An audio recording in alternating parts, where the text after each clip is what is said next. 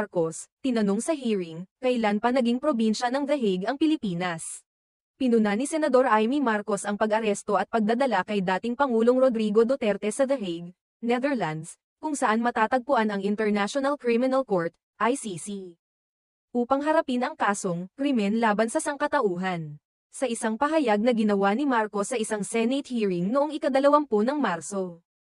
Ipinaabot niya ang kanyang pagkadismaya sa pag-surrender kay Duterte sa ICC, at nagtanong kung kailan pa nga ba naging probinsya ng Pilipinas ang The Hague. Sa kanyang pahayag, iginiit ni Marcos na hindi tamang isuko ang isang kababayan ng Pilipinas sa ibang bansa para harapin ang kaso. Bakit natin isinuko ang isang kapwang Pilipino? Kung ang iyong kapatid ay inuusig, ipapasa mo ba sa kamay ng iba?